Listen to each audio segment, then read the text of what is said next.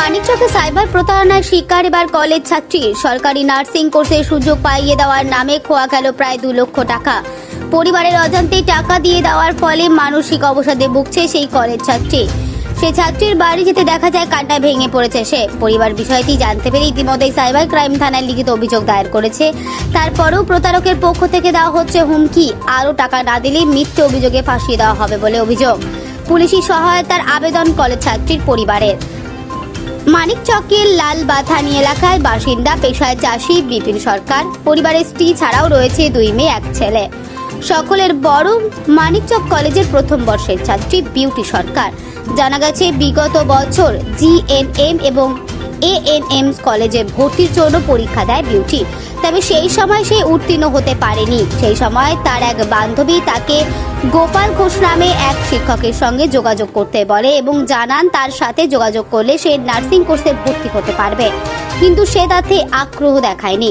তবে বিগত বছর ডিসেম্বর মাসে তার কাছে এক অজানা নাম্বার থেকে ফোন আসে এবং সে নিজেকে গোপাল ঘোষ নামে পরিচয় দেয়। সে বিউটিকে জানায় নার্সিং কোর্সে ভর্তি হতে গেলে তাকে প্রথমে 2500 টাকা অনলাইনে প্রদান করতে হবে, নাম নথিভুক্ত করতে হবে। প্রথমে বিউটি রাজি না হলেও পরবর্তীতে সুযোগ পাওয়ার আশায় সেই টাকা প্রদান করে। তারপর থেকেই শুরু হয় সেই প্রতারণার চক্র। পরবর্তীতে অনলাইন ক্লাস এবং নোটিশ দেওয়ার জন্য তার কাছে আরও টাকা চাওয়া হয়। এদিন এ বিষয়ে বিউটি মণ্ডল কাঁদতে কাঁদতে বলেন তার কাছে থাকা স্কলারশিপের প্রায় 30,000 টাকা এবং বাবার দেওয়া প্রায় 1.5 লক্ষ টাকা তিনি গোপনে পরিবারকে না জানিয়ে সেই প্রতারকের প্রদান করেছে। তার কাছে টাকা ফেরত চাইলে সে বিভিন্ন রকম হুমকি দেয়, এমনকি আরও টাকা না দিলে তাকে বিভিন্ন রকম অভিযোগে ফাঁসিয়ে দেওয়া হবে বলেও জানিয়েছে।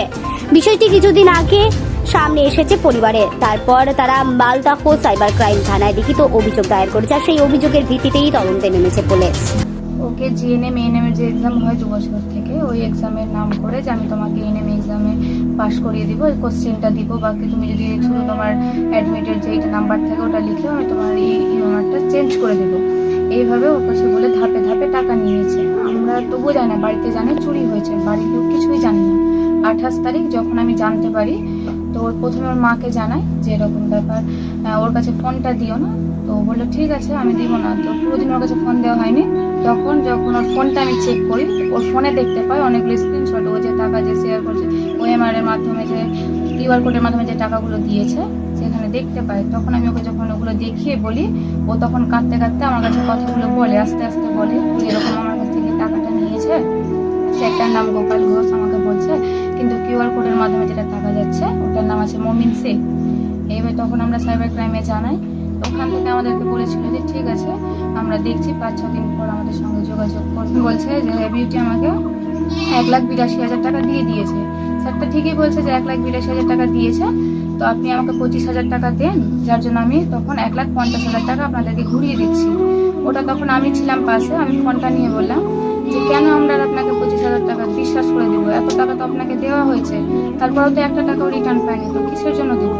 তখন উনি বলছে যে না, আমাকে উপর থেকে বলেছে, আমাদের একটা সিস্টেম আছে যে আমাকে মানিকচক থানায় এসআইয়ের সঙ্গে আমার কথা হয়েছে, উনি বলেছে যে আপনাদেরকে এরকমভাবে টাকা দেওয়া যাবে না। কোন বিশ্বাস আছে যে বিউটি নিজের বাড়ি থেকে টাকা চুরি করে দিয়েছে? ও তো অন্য কারোর বাড়ি থেকেও টাকা চুরি করতে পারে। এইভাবে ভয় দেখাচ্ছে যে ওকে চিটিং কেসে ফাঁসিয়ে দিব, আপনারাও ফাঁসবেন। আমি কালিয়াচক হাসা যাই, কালিয়াচকের সঙ্গেও পুলিশের আমার যোগাযোগ আছে ভালো করে। এইভাবে ভয় দেখাচ্ছে, SMS করছে বারবার ওকে। হ্যাঁ, মানিকচক থানায় এসআইয়ের কথাও বলেছে। ও পুরো ভেঙে পড়েছে, ও তো পুরো ভয় পাচ্ছে যে কি হবে না হবে। ওকে বলছে চিটিং কেসে ফাঁসিয়ে দিবে, কান্নাকাটি করছে, খাওয়া দাওয়া ছেড়ে দিয়েছে। সংকল্পদের রিপোর্ট, নিউজ টুডে লাইভ।